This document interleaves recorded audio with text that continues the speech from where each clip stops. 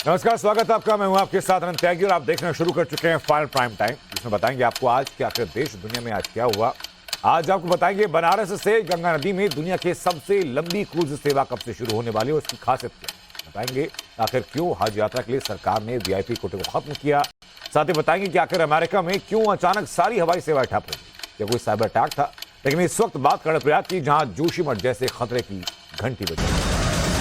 बड़ी खबर यह कि कर्णप्रयाग और जोशीमठ के बीच दूरी करीब 80 किलोमीटर, लेकिन अब जोशीमठ की तरह कर्णप्रयाग पर भी खतरा मंडराता दिखाई दे रहा है। हालांकि कर्णप्रयाग में घरों में दरार पिछले साल मानसून से दिखाई दे रही है और इसका सर्वे IIT रुड़की भी कर चुका है। लेकिन जोशीमठ में दरारें आने के बाद कर्णप्रयाग के लोगों का कहना है कि अब उनके घरों में दरारें पिछले एक हफ्ते में और बढ़ गई हैं। कर्णप्रयाग के करीब 27 घर ऐसे हैं जहां दरारें दिखाई पड़ रही हैं, जिसके बाद लोगों ने घरों को खाली कर दिया। लोगों का आरोप यह कि इलाके में जोर शोर से किए जा रहे कंस्ट्रक्शन की वजह से यहां पर मकानों की नींव हिल चुकी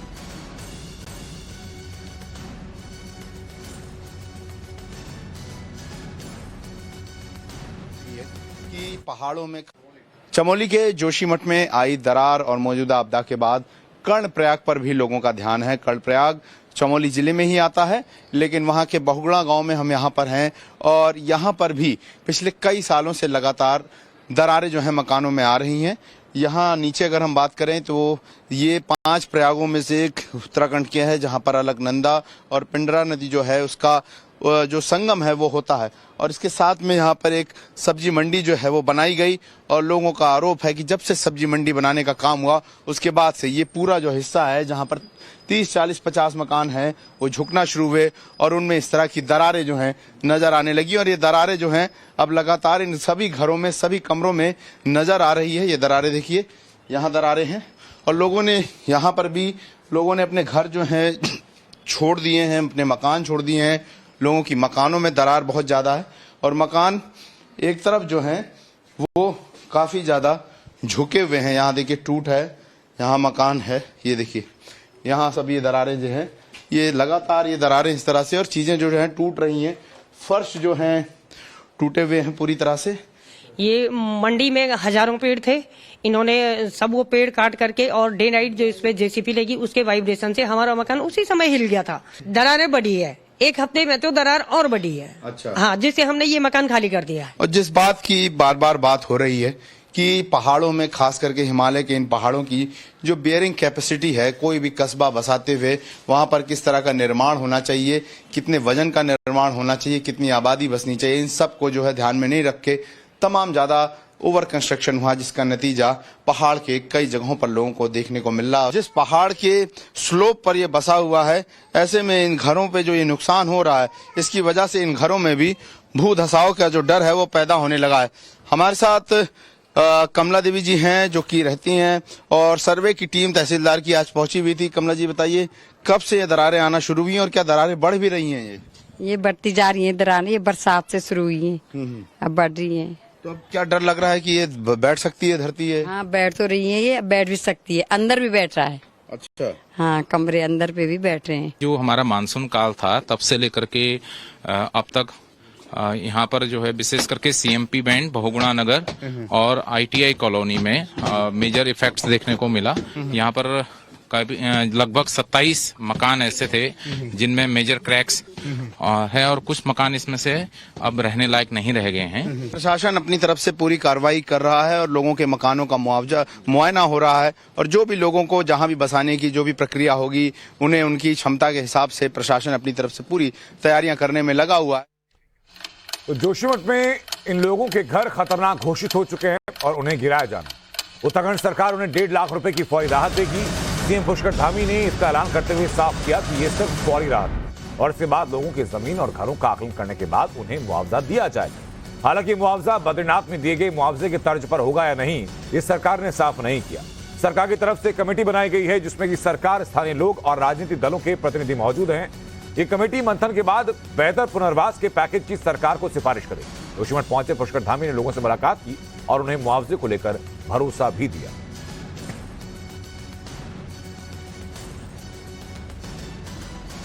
जोशीमठ के हर व्यक्ति के साथ हैं और ये जो 1.5 लाख रुपए की धनराशि देने का हमने निर्णय किया है, ये फौरी तौर पर है। ये कोई अंतिम राहत नहीं है कि इतने में ही काम चलने वाला, ये अंतरिम है, अभी फौरी तौर पर किया जा रहा है, जिससे कि लोग जो है अनावश्यक रूप से जो उनके ऊपर बर्डन आ गया है, आना जाना पड़ रहा है, अपने को शिफ्ट करना पड़ रहा है, उसका इंतजाम कर लें। जो भी मॉडल हो सकता है, केदारनाथ का मॉडल या वरुणावत पर्वत उत्तरकाशी का मॉडल या नया मॉडल, उसके आधार पर हम यहाँ पर पुनर्वास को आगे बढ़ाएंगे, सभी को सहायता प्रदान करेंगे। विश्वास दिला रहे हैं कि पूरी सरकार जोशीमठ के लोगों के साथ है, इसीलिए अभी सब कुछ सुरक्षित स्थानों पर कर रहे हैं जो जरूरी है। मानेंगे, उन्हीं को मनाने के लिए तो आया हूँ मैं। सर, तो क्या मुलाकात करेंगे अभी उनसे जाके सर? आप पर्सनली जाके? हाँ, मैं सब जगह मिल के आ रहा हूँ, अभी और जाऊँगा। मनाली इन पे क्योंकि सर प्रोटेस्ट वहीं पे हो रहा है, स्थानीय लोग जहाँ भी है मैं सबसे वार्ता करने के लिए आया हूँ। बात रूस यूक्रेन की महाजंग की। वॉर में यूक्रेन तबाह है, फिर यूक्रेन आर्मी ने कैसे दिया रूस को सबसे बड़ा तगड़ा झटका, दिखाते हैं हमको वॉर जोन की रिपोर्ट 2 मिनट।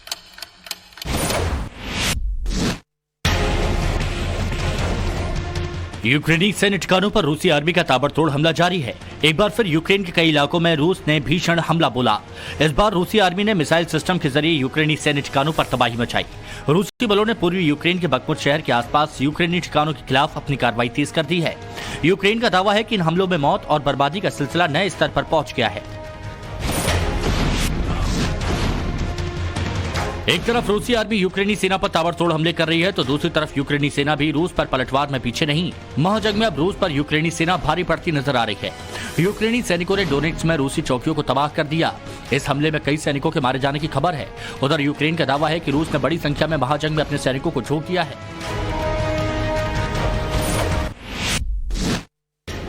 खार्किव में रूसी आर्मी यूक्रेन पर हावी है, तो बखमुत में यूक्रेनी सैनिकों पर हमला कर दिया। इस हमले में रूस के 13 सैनिकों की मौत हो गई। रूसी ठिकानों पर यूक्रेन का ये सबसे भीषण हमला है। यूक्रेन ने सोलेदर और बखमुत पर हमले को निर्दयी करार दिया है। यूक्रेन ने कहा कि रूसी सेना यूक्रेन के शहरों को मलबे में तब्दील कर रही है और इस घटिया रणनीति के लिए सभी तरह के हथियारों का इस्तेमाल किया जा रहा है। यूक्रेन ने कहा कि रूस बिना नियमों के जंग कर रहा है।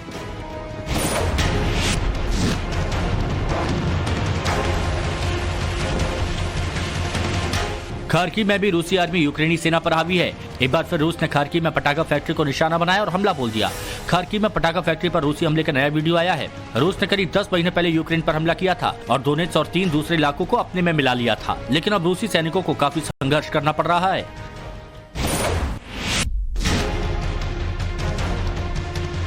एक तरफ यूक्रेन और रूस के बीच महाजंग छिड़ी है, तो दूसरी तरफ जर्मनी के विदेश मंत्री ने खार्किव का दौरा किया। जर्मनी के विदेश मंत्री ने कीव से खार्किव तक ट्रेन से यात्रा की। जर्मनी के विदेश मंत्री ने यूक्रेन के लोगों से एकजुटता बनाए रखने का संदेश दिया और अपने समर्थन का भरोसा दिया।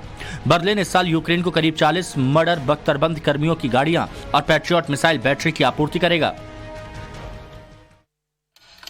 तो इसी बीच बड़ी खबर यह कि अफगानिस्तान की राजधानी काबुल में एक जोरदार धमाका हुआ। इस धमाके में 20 लोगों की मौत हो गई। धमाका विदेश मंत्रालय के दफ्तर के बाहर हुआ। ये धमाका इतना तेज था कि धमाके के बाद आसपास लोग गिरे हुए दिखाई पड़े। इसके अलावा धमाके से कुछ गाड़ियां और इमारतों को नुकसान पहुंचा। अभी तक बम धमाके में किसी ने जिम्मेदारी नहीं ली। धमाके के बाद पूरे इलाके को तालिबान के लड़ाकों ने घेर लिया। आशंका यह कि इस धमाके के पीछे इस्लामिक स्टेट के आतंकियों का हाथ हो सकता है। इसमें 20 लोगों की जान जा चुकी। अब दिखाते हैं आपको भीषण वार से अमेरिका कैसे तबाह हुआ। पाकिस्तानी मंत्री पर किसने जूता अटैक किया, सिर्फ 2 मिनट। पाकिस्तान के गृह मंत्री राना उल्लाह पर जूता अटैक हुआ। पंजाब विधानसभा के बाहर उन पर जूता फेंका गया। गनीमत रही कि हमले के वक्त राणा सनाउल्लाह अपनी कार के अंदर बैठे थे और उनकी गाड़ी पंजाब विधानसभा से बाहर निकल रही थी। हमले वाला जूता उनकी कार के पास गुजर रहे पत्रकारों के बीच में जाकर गिरा। यही वो जूता है जिससे उन पर हमला किया गया था। राणा सनाउल्लाह पर जूता फेंकने वाले हमलावर की पहचान नहीं हो सकी है। लगातार और भीषण बारिश से अमेरिका में हाल बेहाल है। कैलिफोर्निया शहर में भारी बाढ़ की वजह से जनजीवन अस्त व्यस्त है। 2 लाख से ज्यादा घरों और ऑफिस में बत्ती गुल है। लोगों को भारी मुश्किलों का सामना करना पड़ रहा है। भीषण बारिश के बाद सड़कों पर कीचड़ फैला है, तो गाड़ियां मिट्टी में दबी नजर आईं। कैलिफोर्निया के वेंचुरा काउंटी में बाढ़ के पानी में लोगों का घर बह गया, तो सैलाब में फंसे लोगों का हेलीकॉप्टर से रेस्क्यू किया गया। अमेरिका के शिकागो में उस वक्त अफरा-तफरी मच गई जब टोल वे पर एक छोटे विमान की इमरजेंसी लैंडिंग कराई गई। हालांकि घटना में किसी के जख्मी होने की सूचना नहीं है और पायलट सुरक्षित है। पुलिस के अनुसार बीच क्राफ्ट बोनांजा विमान स्थानीय समय अनुसार दोपहर 2 बजे उतरा। गनीमत रही कि कोई शख्स या गाड़ियां विमान की चपेट में नहीं आई और भीड़भाड़ वाले समय से शुरू होने से ठीक पहले यातायात बहाल कर दिया गया। कोलंबिया के उपराष्ट्रपति फ्रांसिया मार्केज ने उनकी हत्या की साजिश का आरोप लगाया है। उन्होंने कहा कि सुरक्षा टीम को घर के पास से विस्फोटक सामान मिला है।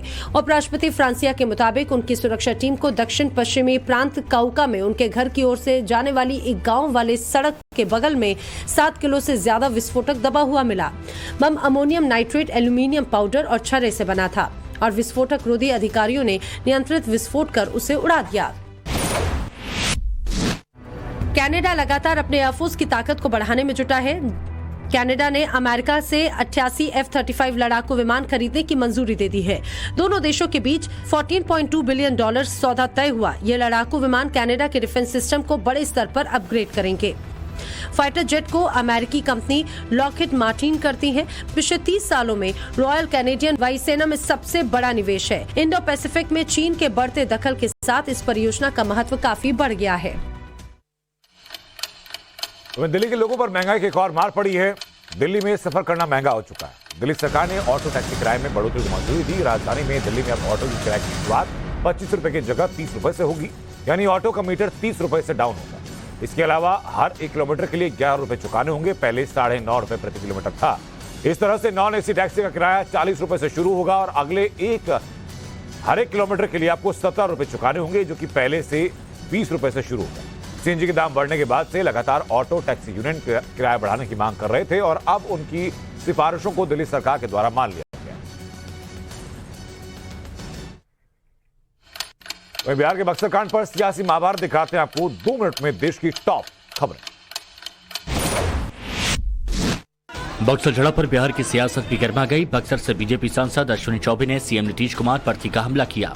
नीतीश कुमार आज के डेट में धृतराष्ट्र कुमार बनकर के बिहार का जनाजा अंत तक जब तक निकाल ले लेंगे तब तक वो धृतराष्ट्र कुमार बने रहेंगे। हमारे संज्ञान में ये मामला नहीं, आप लोग कह रहे हैं तो इसमें दिखवाते हैं कि क्या है मामला। बक्सर के डीएम ने किसानों को क्लीन चिट दे दी और झड़प के पीछे उपद्रवियों का हाथ बता दिया।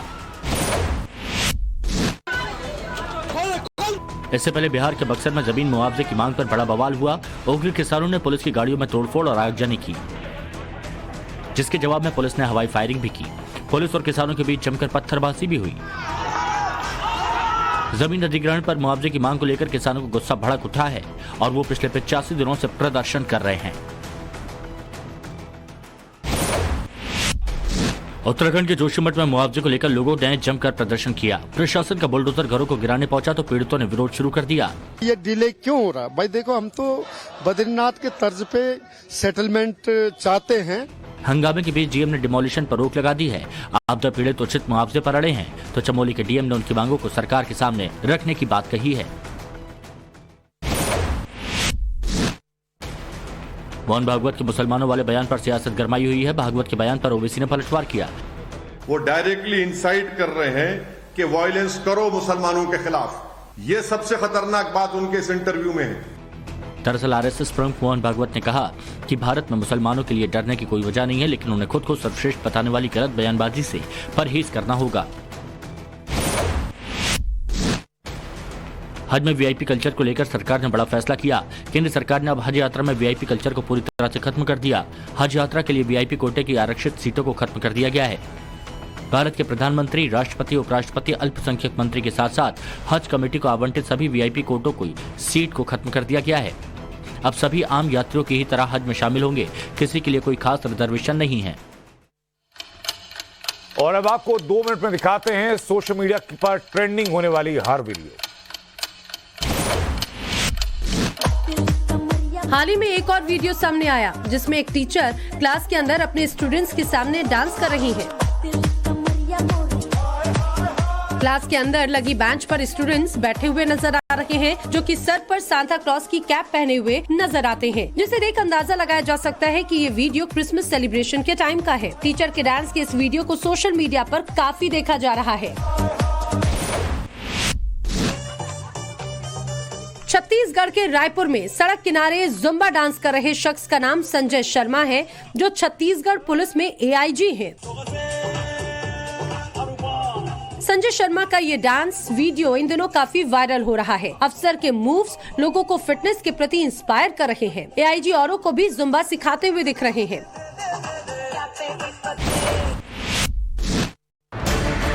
सोशल मीडिया पर लोगों को आए दिन स्टंट करते और खतरों के खिलाड़ी बनते हुए देखा जाता है। ऐसा ही एक वीडियो वायरल हो रहा है।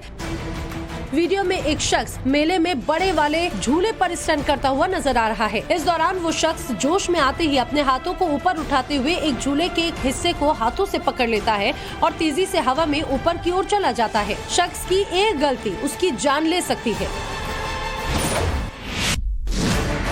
बरेली से बाइक पर स्टंट करता हैरत अंगेज वीडियो सामने आया है। हाईवे पर तेज रफ्तार मोटरसाइकिल दौड़ रही है और एक बाइक पर 1, 2, 3, 4 लड़के बैठे हैं। तभी दूसरी बाइक आती है और इस बाइक पर 1, 2 नहीं बल्कि पूरे 6 लोग सवार दिखते हैं। वीडियो में तीसरी बाइक भी नजर आती है जिस पर 4 स्टंटबाज नजर आ रहे हैं। इन दिनों सोशल मीडिया पर कुछ फ्लाइट्स कंपनियां लगातार सुर्खियों में बनी हुई हैं। इसी बीच एयर इंडिया भी सुर्खियों में आ गई। दरअसल एक महिला ने सोशल मीडिया पर कुछ तस्वीरें पोस्ट की जिसके साथ उन्होंने बताया कि एयर इंडिया से सफर करने के दौरान उन्हें परोसे गए भोजन में पत्थर के टुकड़े मिले। फिलहाल इस पर संज्ञान लेते हुए एयर इंडिया की ओर से कैटरर के खिलाफ सख्त कार्रवाई की बात कही। और इस बीच बड़ी खबर यह कि अमेरिका में अचानक से सभी विमान सेवाएं ठप हो गई। अमेरिकी समय के मुताबिक सुबह करीब 9 बजे सारे एयरपोर्ट पर फेडरल एविएशन एडमिनिस्ट्रेशन का सर्वर ठप हो गया। इसके बाद जो विमान जहां था वहीं रुक गया। फेडरल एविएशन एडमिनिस्ट्रेशन के सिस्टम में 10 जनवरी को पहली बार ये तकनीकी खराबी देखी गई। इसी के चलते अमेरिका और विदेशों में भी गंभीर समस्या पैदा हुई। लेकिन आज उसका नेटॉम यानी notice to airmen system fail हो गया। करीब 4 घंटे की मशक्कत के बाद ये सिस्टम ठीक हो पाया, लेकिन इस दौरान पूरे अमेरिका में अफरा तफरी रही। कुछ लोगों ने तो इसे साइबर अटैक भी कहना शुरू कर दिया, लेकिन अमेरिका के राष्ट्रपति ने इससे इनकार किया और मामले को गंभीरता से जांच के आदेश दिए। अमेरिका में उड़ानें नॉर्मल हो चुकी हैं, लेकिन घरेलू उड़ानों पर असर पड़ा। इस दौरान 1200 उड़ानों में देर हुई और करीब 100 उड़ानें रद्द भी करनी पड़ी। तो हज यात्रा में वीआईपी कल्चर को खत्म करने के लिए मोदी सरकार ने बड़ा फैसला लिया। केंद्र सरकार ने हज यात्रा में वीआईपी कल्चर को पूरी तरह खत्म कर दिया। सरकार ने हज यात्रा के लिए वीआईपी कोटे की आरक्षित सीटों को खत्म कर दिया। यहां तक कि भारत के प्रधानमंत्री, भारत के राष्ट्रपति, भारत के उपराष्ट्रपति और अल्पसंख्यक मंत्री के साथ साथ हज कमेटी को आवंटित सभी वीवीआईपी कोटे को खत्म कर दिया गया। इसकी सीधा संदेश ये कि अगर हज यात्रा करनी है तो आम मुसलमान की तरह जाना होगा और किसी को कोई खास व्यवस्था या खास रिजर्वेशन नहीं मिलेगा। अल्पसंख्यक मामलों की मंत्री स्मृति ईरानी ने इस फैसले की तारीफ की और कहा कि इससे वीआईपी कल्चर बंद होगा और आम लोगों को फायदा मिलेगा। बहुत बड़ा एक वीआईपी कल्चर को जो इंस्टीट्यूशनलाइज किया गया था हज में, उसको समाप्त करने का एक सराहनीय प्रयास है। ये कोटा अब साधारण मुस्लिम सिटीजन्स को हमारे देश में उपलब्ध होगा। कोई भी स्पेशल कैटेगरी में अपने ओहदे की वजह से या बैंक बैलेंस की वजह से या किसी पॉलिटिकल पर्सनालिटी के करीब होने की वजह से अब ये नहीं माना जाएगा। सामान्यतः हर मुसलमान को जो हज पे जाना चाहते हैं सिस्टम के अनुसार वो अनुमति दी जाएगी।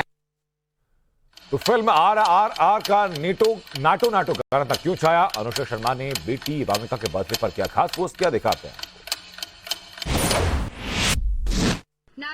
SS राजामौली की डायरेक्शन में बनी फिल्म RRR के गाने नाटू नाटू को बेस्ट ओरिजिनल सॉन्ग का गोल्डन ग्लोब अवार्ड मिला है। इसी को लेकर हिंदी सिनेमा में खुशी की लहर है। इतना ही नहीं, RRR को ऑस्कर 2023 के लिए भी शॉर्टलिस्ट किया गया है। आलिया, अजय देवगन, किंग खान, भट्ट, सामंथा प्रभु ने सोशल मीडिया पर RRR की पूरी टीम को बधाइयां दी।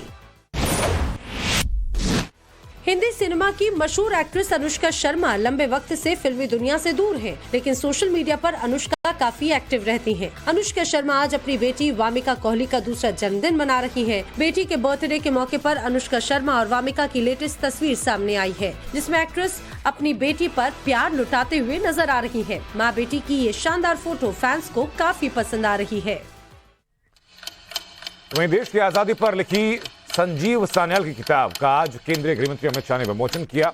इस किताब की लॉन्चिंग के मौके पर गृहमंत्री अमित शाह ने यह जरूर कहा कि कांग्रेस का देश की आजादी के आंदोलन में बड़ा योगदान है, लेकिन ऐसा भी नहीं कि किसी और का योगदान नहीं है। उन्होंने साफ कहा कि देश में क्रांति की आग को सबसे पहले वीर सावरकर ने फूंका था।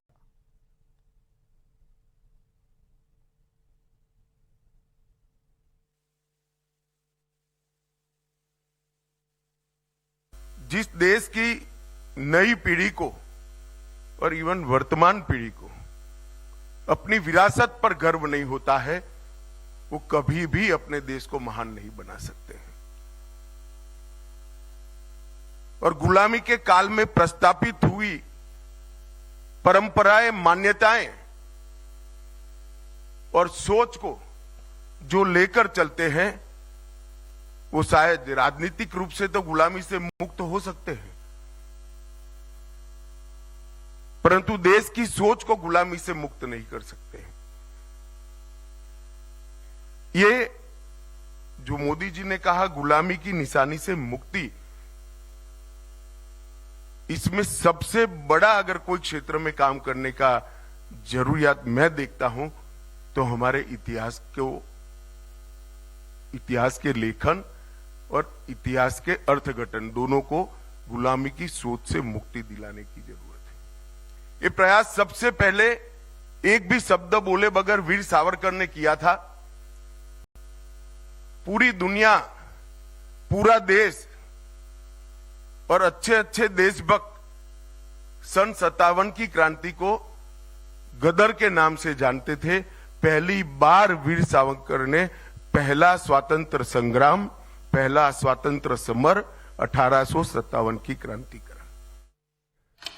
वहीं सुपर पावर अमेरिका एक बार फिर कुदरत के कहर का सामना कर रहा है। कभी बर्फीला तूफान उसे कांपने पर मजबूर करता है तो कभी बाढ़, बारिश और बवंडर्स के सामने वो बेबस आता है। अब अमेरिका का कैलिफोर्निया आपदा का शिकार है। सड़क के समंदर हैं, खौफनाक लहरों घरों को निकलने पर आमादा है। दिखाते हैं आपको मौसमी इमरजेंसी की 15 तस्वीरें। अमेरिका का कैलिफोर्निया बाढ़, बारिश और तूफान की मुसीबतें झेल रहा है। कैलिफोर्निया में 26 दिसंबर से अब तक 6 तूफान आ चुके हैं। इसके बाद अब वहां बाढ़ ने तबाही मचा रखी है। कैलिफोर्निया में आई इस आपदा में अब तक 17 लोगों की मौत हो गई, जबकि 3 करोड़ 40 लाख लोगों पर बाढ़ का खतरा अभी भी मंडराया हुआ है। इस भयंकर बाढ़, बारिश और तूफान ने कैलिफोर्निया की ज्यादातर जगहों को तहस नहस कर दिया। लगातार आ रहे आंधी, तूफान और बाढ़ से करीब 2 लाख से ज्यादा घरों और दुकानों की बिजली गुम हो चुकी है। कैलिफोर्निया के हालात इस वक्त बेहद खराब है। कैलिफोर्निया में बाढ़ से क्या हालात हैं, आप इस वीडियो में देख सकते हैं। ड्रोन से लिए गए वीडियो में साफ देखा जा सकता है। बाढ़ की ड्रोन की तस्वीरें कैलिफोर्निया के फ्रेमोंट इलाके की हैं, जहां देखा जा सकता है कि सड़क हो या खाली जमीन, सब तरफ सिर्फ और सिर्फ बाढ़ का पानी ही नजर आ रहा है। ड्रोन से कैद तस्वीरें बताती हैं कि दूर दूर तक बाढ़ का असर है। बाढ़ में पेड़ पौधे सब डूबे नजर आ रहे हैं। कैलिफोर्निया के ज्यादातर इलाकों में ऐसे ही हालात देखने को मिल रहे हैं।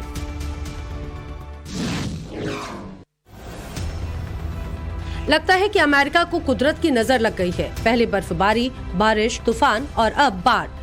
तस्वीरें लॉस एंजलिस की हैं, जहां तूफान के बाद का नजारा दहलाने वाला था। इन तस्वीरों को जिसने भी देखा वो हैरान रह गया। वहीं बीच सड़क पर गहरे गड्ढे में 2 कारें समाई हुई थीं। करीब 15 फीट गहरे सिंकहोल में एक पिकअप वैन और एक कार गिरी हुई नजर आई। वहीं पिकअप वैन और कार सवार दोनों शख्स भागने में कामयाब रहे। कार सवार लोगों को मामूली चोट आई है और उन्हें इलाज के लिए अस्पताल भेजा गया है। वहीं KTLA-5 हेलीकॉप्टर से तूफान और बाढ़ से बर्बादी का जायजा लिया जा रहा है। कैलिफोर्निया में तूफान के बाद तबाही की तस्वीरें आपके सामने हैं। नदियां उफान पर है, सभी सीमाएं लांघ देना चाहती हैं। बाढ़ की वजह से बेघर हो चुके ज्यादातर लोग वेंचुरा काउंटी में नदी किनारे रहते हैं, लेकिन अपनी औसत ऊंचाई से 25 फीट ऊपर बह रही नदी ने लोगों को अपना आशियाना छोड़ने पर मजबूर कर दिया। वहीं स्थानीय अधिकारी नदी किनारे रहने वाले लोगों से ऊपरी इलाकों में जाने की अपील कर रहे हैं। जगह जगह लैंडस्लाइड हो रही है और हजारों लोगों को बाढ़ प्रभावित इलाकों से निकालना पड़ रहा है। घर, कारें, कारोबार सब पानी में डूबे हैं। तस्वीरें कैलिफोर्निया के गिलरॉय शहर की हैं। तस्वीरों में आप देख सकते हैं कि बाढ़ के बाद कैलिफोर्निया के इस खूबसूरत शहर की सूरत ही बदल गई। घरों पर पानी का कब्जा हो चुका है। कारें पूरी तरह से पानी में समा गई हैं। बस उनकी छत ही दिख रही है। इस शहर में बाढ़ बारिश ने इस तरह तबाही मचाई कि हाईवे तक पानी की चपेट में आ गया। हाईवे 101 के कई हिस्से पानी में डूबे हुए हैं, लेकिन मजबूर लोग इस बाढ़ के बीच भी हाईवे पार करने को मजबूर है। कैलिफोर्निया में बवंडर और बाढ़ और बारिश की तबाही के स्रोत नहीं हैं। यहाँ जगह जगह लैंडस्लाइड ने बर्बादी कर रखी है। तस्वीरों में आप देख सकते हैं कि अचानक ही पहाड़ी इलाकों में लैंडस्लाइड शुरू हो जाता है और तेजी के साथ पत्थर मिट्टी सड़क पर गिरने लगती है। गनीमत ये रही कि इस हादसे की चपेट में कोई आया नहीं। दरअसल कैलिफोर्निया में बाढ़, बारिश और तूफान ने भारी तबाही मचा रखी है। करीब 60 मील की रफ्तार से आए तूफान ने जो भारी तबाही मचाई, कई जगहों पर पेड़ टूटे और बिजली के खंभे भी तेज हवाओं के झोंके की वजह से नीचे गिर गए। वहीं एक भारी भरकम पेड़ की चपेट में आने से एक कार का कचूमर निकल गया। ये तस्वीरें बेहद डरावनी हैं। कैलिफोर्निया के मोंटेसिटो शहर में नदियां नाले उफान पर हैं और जल प्रलय की भयंकर तस्वीरें सामने आ रही हैं। इस बटबैले पानी की रफ्तार और आवाज बेहद डरावनी है। नेशनल वेदर सर्विस के मुताबिक 12 घंटे से कम समय में 8 इंच बारिश हुई, जिसकी वजह से मोंटेसिटो इलाके में हालात बेहद बदतर है। वहीं कैलिफोर्निया के कई इलाकों में अब तक 10,000 से ज्यादा लोगों को विस्थापित कर दिया गया है। कैलिफोर्निया के मर्सेड में भी बाढ़ का भयंकर असर देखने को मिला है।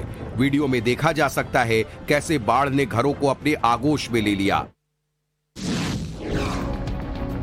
कैलिफोर्निया के मर्सेड शहर सिर्फ पानी में नहीं डूबे, यहाँ हालात ये है कि सड़कें भी पानी में पूरी तरह डूब गई हैं। इतना ही नहीं, तस्वीरों में देख सकते हैं कि सड़कों पर भरे पानी के साथ गाड़ियां भी पानी में डूबी नजर आ रही हैं। इस सफेद कार को देखें, अंदाजा लगाया जा सकता है कि कोई शख्स बाढ़ से निकलने की कोशिश में जुटा होगा, लेकिन उसकी कार पानी की वजह से गड्ढे में ही फंस गई, जिसे छोड़कर ही उसे वहां से जाना पड़ा होगा।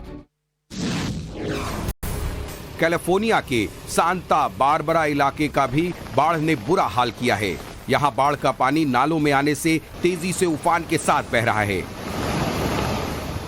वीडियो में देख सकते हैं कैसे बाढ़ का पानी नाले में आने के बाद उफान भर रहा है। पानी की धार इस तरह तेज है कि अगर कोई इसमें गलती से भी गिर गया तो इसमें बहाव में बह जाएगा। ये नाला कभी शांत हुआ करता था, लेकिन बाढ़ के पानी ने इसका रूप ही बदल दिया है। वीडियो देखकर अंदाजा लगाया जा सकता है कि कैलिफोर्निया का सांता बारबरा इलाका पूरी तरह से बाढ़ की चपेट में है। कैलिफोर्निया के शहर शहर का नजारा ऐसा ही है। जगह जगह पर पेड़ उखड़े हुए हैं और उन उखड़े हुए पेड़ों की चपेट में आलीशान कारें आ चुकी हैं। ये तस्वीरें सैक्रामेंटो शहर की है, जहां तूफान ने खतरनाक तबाही मचाई है। लहरें उफान पर हैं, वे घरों को निगल जाना चाहती हैं। इन तस्वीरों को देखकर कोई भी डर जाएगा, क्योंकि इस मटमैले पानी ने कैलिफोर्निया में कयामत ला दी है।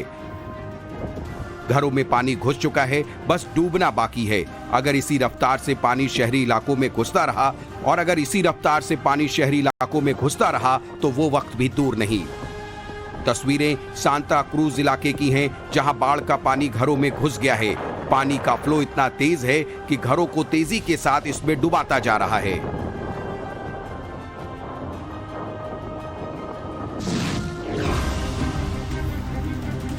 कैलिफोर्निया के सांता बारबरा में बाढ़ ने इस कदर घेर लिया है कि वहां से पानी निकालने का नाम नहीं ले रहा है, जिसकी वजह से बाढ़ का पानी कमर तक आ गया है। तस्वीरों में आप देख सकते हैं कि बाढ़ की वजह से लोगों को अपने काम के लिए नाव पर चलना पड़ रहा है। इतना ही नहीं, कई जगहों पर लाइनों में खड़ी कार भी डूब गई हैं। अभी यहां आप इस तस्वीर से लगा सकते हैं। ये लाल रंग की कार पानी में पूरी तरह से डूबी हुई है और पानी का बहाव अभी भी जारी है। जिस तरह से ये कार बीचों बीच सड़क पर डूबी हुई है, इससे तो यही अंदाजा लगाया जा सकता है कि कार बहते हुए यहां तक पहुंची है और पानी का बहाव थोड़ा कम होने की वजह से ये यहीं पर टिक गई है।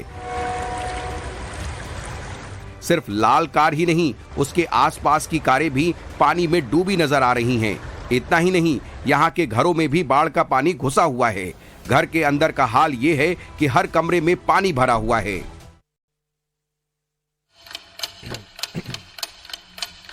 और आइए अब सीधा करते हैं इस वक्त की 100 अहम खबरों की तरफ। 28 जनवरी को राजस्थान के भीलवाड़ा जाएंगे पीएम मोदी, भगवान देवनारायण के जयंती कार्यक्रम में शामिल होंगे। पीएम ने इजरायल के पीएम बेंजामिन नेतन्याहू से बात की, नेतन्याहू को प्रधानमंत्री बनने पर बधाई। पीएम मोदी कल राष्ट्रीय युवा महोत्सव कार्यक्रम का करेंगे उद्घाटन, कर्नाटक के हुगली में कार्यक्रम का आयोजन। संघ प्रमुख मोहन भागवत के बयान पर असम सीएम हेमंत बिस्वा शर्मा का बयान, बोले देश में मुस्लिम हिंदू सभी सुरक्षित हैं। मोहन भागवत के बयान पर ओवैसी ने उठाए सवाल, कहा संघ सिर्फ आर्य जाति को ही सर्वोत्तम मानते हैं। नवभारत से बोले असदुद्दीन ओवैसी, कहा हम आरएसएस और बीजेपी के हिसाब से नहीं चलेंगे, हर इंसान अपने धर्म पर गर्व महसूस करता है। मोहन भागवत के बयान पर एसपी सांसद शफीकुर रहमान बर्क का पलटवार, कहा हम सिर्फ अल्लाह से डरते हैं, मुसलमान हमेशा नंबर 1 रहेगा। मोहन भागवत के बयान पर एआईएमआईएम नेता आसिम वकार ने कहा कि भागवत उन लोगों को क्यों नहीं समझाते जो मुसलमानों के खिलाफ धर्म संसद लगाते हैं। नागपुर में किसान नेता राकेश टिकैत का आरएसएस को लेकर विवादित बयान, आरएसएस से खतरनाक कुछ नहीं, ये नकली मुसलमान बना रहे हैं। मल्लिकार्जुन खड़गे का बीजेपी पर निशाना, कहा बीजेपी सोची समझी साजिश के तहत विपक्ष को बदनाम करना चाहती है। कांग्रेस अध्यक्ष खड़गे ने 21 लाइक माइंडेड पार्टी को लिखा खत, 30 जनवरी को श्रीनगर में भारत जोड़ो यात्रा में शामिल होने का न्योता। लुधियाना में कांग्रेस के खिलाफ लगे पोस्टर, सिख दंगों को लेकर राहुल गांधी से मांगा जवाब। हिमाचल प्रदेश में कैबिनेट मंत्री को विभागों का आवंटन हुआ, सीएम सुखविंदर सिंह ने अपने पास रखा वित्त, सामान्य प्रशासन, गृह समेत कई विभाग। कोलकाता में गंगा सागर मेले का आयोजन, सीएम ममता बनर्जी ने मेले का उद्घाटन किया। गंगा सागर मेले के उद्घाटन के मौके पर सीएम ममता ने कहा कि मेले में सभी व्यवस्थाओं का पूरा ख्याल रखा गया। कोलकाता के विक्टोरिया मेमोरियल पहुंचे G20 डेलीगेट्स, विदेशी मेहमानों को कोलकाता के स्ट्रीट फूड के जायके से रूबरू कराया। पश्चिम बंगाल के मेदिनीपुर में बीजेपी समर्थकों का विरोध प्रदर्शन, पार्टी कार्यकर्ताओं के साथ बदसलूकी होने पर भड़के समर्थक। मुर्शिदाबाद टीएमसी विधायक जाकिर हुसैन के ठिकानों पर छापेमारी की गई, जाकिर के कारखाने में भी चल रही है। अमित शाह ने रेवोल्यूशनरीज किताब का विमोचन किया, बोले जिस पीढ़ी को अपनी विरासत पर गर्व नहीं वो कभी देश को महान नहीं बना सकती। सीएम योगी ने राज्यपाल आनंदीबेन पटेल से मुलाकात की, राजभवन में शिष्टाचार भेंट हुई। आजम खान की बांदा कोर्ट में हुई पेशी, कहा मुझे परेशान करने के लिए सब किया जा रहा है। जेपी नड्डा ने जापान के प्रतिनिधि सभा के सदस्य से मुलाकात की, भारत जापान संबंधों को बेहतर बनाने पर चर्चा हुई। बीजेपी अध्यक्ष जेपी नड्डा ने भारत में मिशन प्रमुखों के डेलीगेशन के साथ बातचीत की, बीजेपी को जानो प्रोग्राम के तहत मुलाकात हुई। कल त्रिपुरा के दौरे पर रहेंगे बीजेपी अध्यक्ष जेपी नड्डा, दोपहर 1 बजे करेंगे रोड शो, चुनावी जनसभा को भी संबोधित करेंगे। त्रिपुरा पहुंची इलेक्शन कमीशन की टीम, विधानसभा चुनाव की तैयारी पर जायजा लिया। 2001 में बिजली कटौती और प्रदर्शन मामले में आप सांसद संजय सिंह को सजा, यूपी की कोर्ट ने 3 महीने की सजा सुनाई और 15,000 का जुर्माना दिया, लेकिन बाद में जमानत दी। एनसीडी ने तय की मेयर चुनाव की तारीख, सूत्रों के मुताबिक खबर दिल्ली सरकार को भेज दी गई है। भगवंत मान के अल्टीमेटम के बाद पंजाब में पीसीएस अफसरों की हड़ताल खत्म, काम पर लौटेंगे अधिकारी। त्रिपुरा के मुख्यमंत्री माणिक साहा ने किया डेंटल ऑपरेशन, 10 साल के बच्चे की ओरल सिस्टिक लेसियन सर्जरी।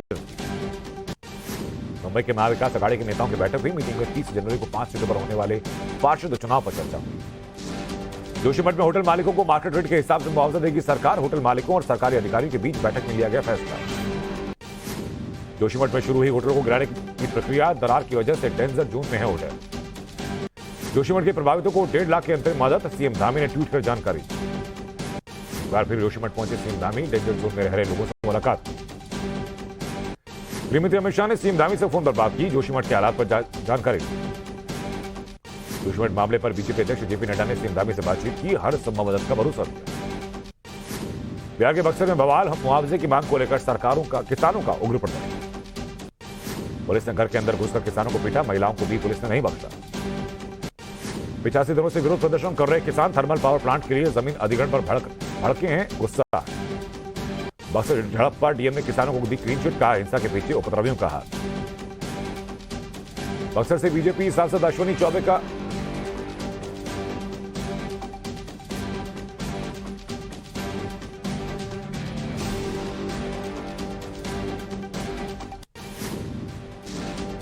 बक्सर से बीजेपी सांसद अश्विनी चौबे का नीतीश कुमार पर तीखा हमला, नीतीश कुमार को धृतराष्ट्र बताया। जातिगत जनगणना पर बोले सीएम नीतीश, कहा यह सिर्फ गिनती नहीं, हम ये भी देख रहे हैं कि कितने परिवार बाहर रह रहे हैं। बिहार में एक और डिप्टी सीएम की चर्चा पर नीतीश कुमार ने लगाया विराम, कहा यह सब फालतू की बात। बिहार के शिक्षा मंत्री चंद्रशेखर का विवादित बयान, रामचरितमानस को बताया नफरत फैलाने वाला ग्रंथ। बिहार के शिक्षा मंत्री के विवादित बयान पर बीजेपी का पलटवार, प्रवक्ता अरविंद सिंह ने कहा कि समाज को बांटने में कामयाब नहीं होंगे। देश में 50 से ज्यादा जगहों पर एफसीआई अफसरों के ठिकानों पर छापेमारी। अब तक 60 लाख से ज्यादा कैश बरामद। भ्रष्टाचार के मामले में सीबीआई की छापेमारी, केस से जुड़े दस्तावेज बरामद किए गए। 74 आरोपियों पर केस दर्ज। एफसीआई के डीजी राजीव कुमार मिश्रा गिरफ्तार। कानपुर में सर तन से जुदा की धमकी देने का मामला। पीड़ित के पिता को पाकिस्तान से मिल रही है धमकी। मुरादाबाद में डॉक्टर ने किया मेडिकल की छात्रा के साथ रेप। पुलिस ने मामला दर्ज कर जांच शुरू की। बरले के फरीदपुर में जमीन विवाद में फायरिंग। गोलीबारी में 3 लोगों की मौत हुई, 2 लोग घायल।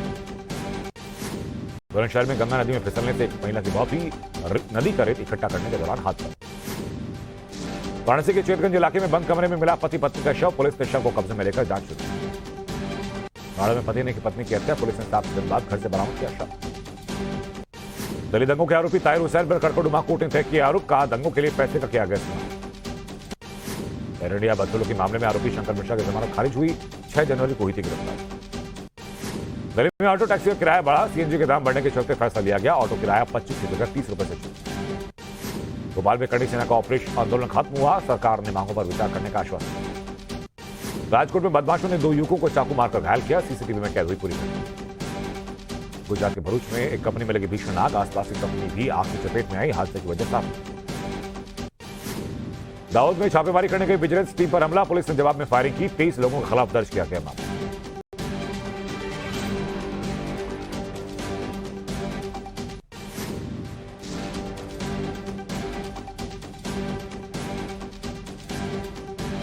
मुंबई के मरीन ड्राइव पर पुलिसकर्मी ने बचाया शख्स की जान। मरीन ड्राइव पर डूबने से बचा शख्स।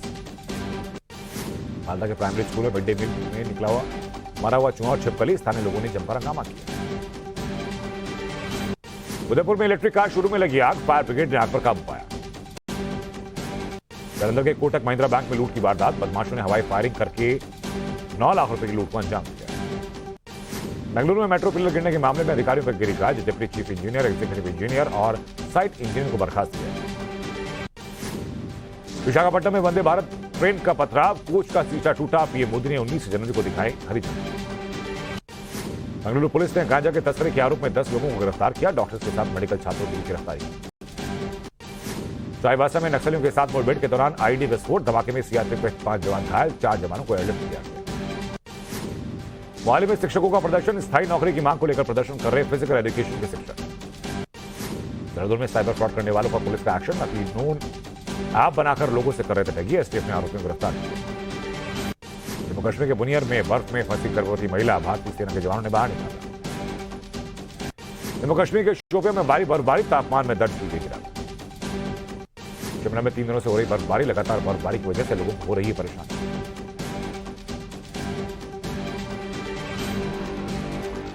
दिल्ली वासियों को ठंड से मिलेगी थोड़ी राहत। कल तापमान में दिखेगी बढ़ोतरी। 9 डिग्री रहेगा न्यूनतम तापमान। दुनिया के सबसे लंबे रिवर क्रूज एमवी गंगा विलास की तस्वीरें सामने आई। मोदी 13 जनवरी को दिखाएंगे हरी झंडी। अखिलेश यादव ने रिवर क्रूज पर ट्वीट कर बीजेपी पर साधा निशाना। कहा बीजेपी अब नाविकों का रोजगार भी छीनेगी। का दावा किया। कहा यूक्रेनी सेना ने सोलेदर को खाली किया। युद्ध के बीच बखमुट में हुई भारी बारिश। बखमुट को बचाने की हर मुमकिन कोशिश में लगी है यूक्रेनी सेना। युद्ध क्षेत्र में एक्शन में दिखी इस्कंदर मिसाइल। रूस यूक्रेन पर हमले के लिए कर रहा है इस्कंदर का इस्तेमाल। रूस ने एमएलआरएस से किया यूक्रेन पर अटैक। यूक्रेन के कई सैन्य ठिकानों को तबाह किया। यूक्रेन में ऑर्थोडॉक्स चर्च में लगी आग। आग की वजह से चर्च जलकर खाक हुआ। रूसी रक्षा मंत्रालय ने यूक्रेन में अपने कमांडर सुरोविकिन को हटाया। वालेरी गेरासिमोव बनाए गए नए कमांडर। बेलारूस बॉर्डर पर हालात को लेकर राष्ट्रपति जेलेंस्की ने बैठक की। कहा यूक्रेन किसी भी हालात के लिए तैयार है। जेलेंस्की ने पोलैंड और लिथुआनिया के राष्ट्रपति से मुलाकात की। युद्ध के हालात पर चर्चा। गोल्डन ग्लोब अवार्ड में बोले यूक्रेन के राष्ट्रपति जेलेंस्की नहीं होगा तीसरा विश्व युद्ध। गोल्डन ग्लोब अवार्ड जीतने पर बोले एसएस राजामौली ये सिर्फ आरआर की नहीं पूरे भारतीय सिनेमा की जीत है। दिल्ली ऑटो एक्सपो 2023 में पहुंचे शाहरुख खान। स्टेज से फैंस का पसंदीदा गाना गुनगुनाते दिखे शाहरुख। कर्नाटक के धारवाड़ में फिल्म पठान के खिलाफ हिंदू कार्यकर्ताओं का प्रदर्शन। संगम थिएटर में फिल्म के पोस्टर को फाड़ा। विराट अनुष्का ने सेलिब्रेट किया बेटी वामिका का दूसरा बर्थडे। सोशल मीडिया पर पोस्ट की तस्वीरें। कटक के बारामती स्टेडियम में हुई हॉकी विश्व कप का उद्घाटन कार्यक्रम। टीम मोदी ने हॉकी वर्ल्ड कप के लिए सभी टीमों को शुभकामनाएं दी। ट्वीट कर लिखा कि टूर्नामेंट होस्ट करने पर भारत को गर्व है। और इस बीच बड़ी खबर यह कि देश की आजादी पर लिखी संजीव सान्याल की किताब का आज केंद्रीय गृह मंत्री अमित शाह ने विमोचन किया। किताब के लॉन्चिंग के मौके पर शाह ने जरूर कहा कि कांग्रेस का देश की आजादी के आंदोलन में योगदान है, लेकिन ऐसा नहीं कि किसी और का योगदान नहीं है। उन्होंने साफ कहा कि देश में क्रांति की आग को सबसे पहले वीर सावरकर ने फूंका था।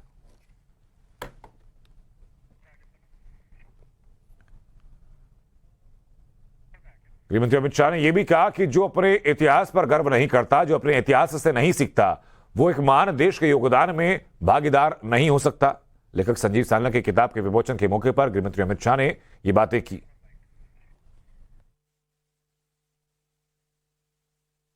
जिस देश की नई पीढ़ी को और इवन वर्तमान पीढ़ी को अपनी विरासत पर गर्व नहीं होता है, वो कभी भी अपने देश को महान नहीं बना सकते। और गुलामी के काल में प्रस्तापित हुई परंपराएं, मान्यताएं और सोच को जो लेकर चलते हैं, वो शायद राजनीतिक रूप से तो गुलामी से मुक्त हो सकते हैं, परंतु देश की सोच को गुलामी से मुक्त नहीं कर सकते हैं। ये जो मोदी जी ने कहा गुलामी की निशानी से मुक्ति, इसमें सबसे बड़ा अगर कोई क्षेत्र में काम करने का जरूरियात मैं देखता हूं तो हमारे इतिहास के लेखन और इतिहास के अर्थघटन दोनों को गुलामी की सोच से मुक्ति दिलाने की जरूरत है। ये प्रयास सबसे पहले एक भी शब्द बोले बगैर वीर सावरकर ने किया था। पूरी दुनिया, पूरा देश और अच्छे अच्छे देशभक्त सन 57 की क्रांति को गदर के नाम से जानते थे। पहली बार वीर सावरकर ने पहला स्वातंत्र संग्राम, पहला स्वातंत्र समर 1857 की क्रांति करा।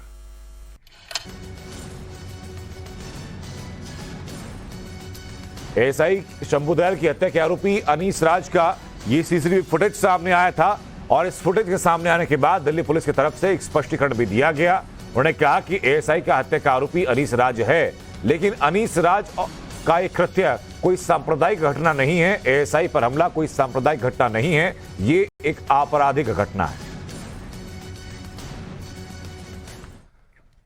दरअसल एएसआई शंभू दयाल की हत्या के आरोपी का नाम अनीस राज है।